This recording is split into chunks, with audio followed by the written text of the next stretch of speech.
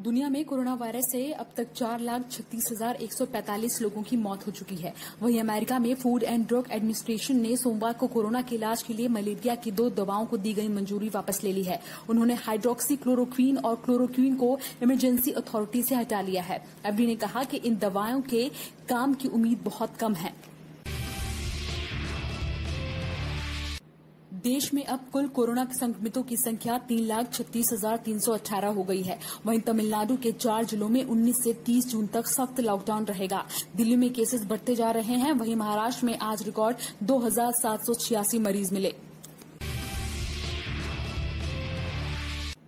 दिल्ली में कोरोना की गंभीर स्थिति पर गृह मंत्री अमित शाह ने सोमवार को सर्वदलीय बैठक की। बैठक में शाह ने कोरोना टेस्ट का खर्च 50% कम किए जाने के प्रस्ताव को मंजूरी दी और कहा कि एक कमेटी इस पर 2 दिन में गृह मंत्रालय को रिपोर्ट दे।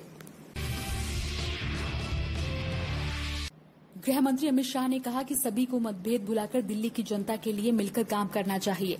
दिल्ली सरकार की गाइडलाइन को लागू करना चाहिए। इससे लोगों का भरोसा बढ़ेगा और हालात जल्द सुधरेंगे। ऑल पार्टी मीटिंग के बाद शाह ने लोक नायक जयप्रकाश नारायण अस्पताल जाकर वहां की तैयारियों को भी देखा।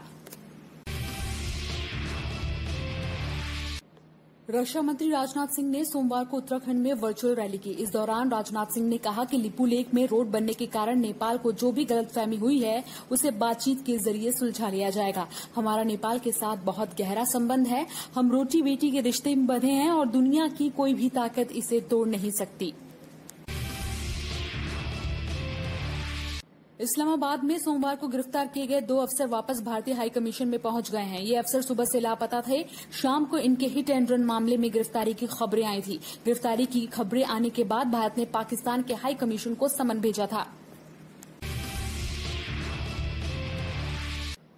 उपचुनाव की तैयारियों में जुटे मुख्यमंत्री शिवराज सिंह चौहान ने सांची विधानसभा के महगांव में एक जनसभा को संबोधित किया। सभा के बाद एक सवाल के जवाब में मुख्यमंत्री चौहान ने कहा कि दिग्विजय सिंह तो इंटरनेशनल झूठे हैं। ऐसा झूठ बोलने वाला कभी नहीं देखा। महगांव की सभा में मुख्यमंत्री चौहान ने कहा कि कमलनाथ सरकार में वल्लभ भवन दलालों का अड्डा बन गया था।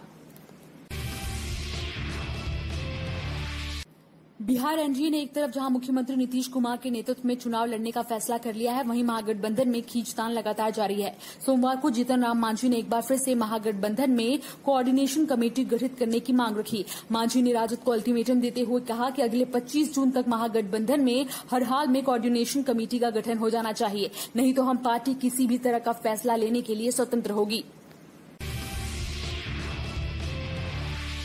बॉलीवुड एक्टर सुशांत सिंह राजपूत का मुंबई के विले पार्ले श्मशान घाट पर अंतिम संस्कार कर दिया गया। उन्हें पिता के सिंह और बहनों ने मुखाग्नि दी। इस दौरान उनके चचेरे भाई विधायक नीरज सिंह बबलू मौजूद रहे। अंतिम संस्कार में एक्ट्रेस कृति सेनन, श्रद्धा कपूर और एक्टर राजकुमार राव, सुनील शेट्टी, विवेक ओबराय, वरुण शर्मा, अर्जुन बिजलानी और कई टीवी कलाकार भी शामिल हुए।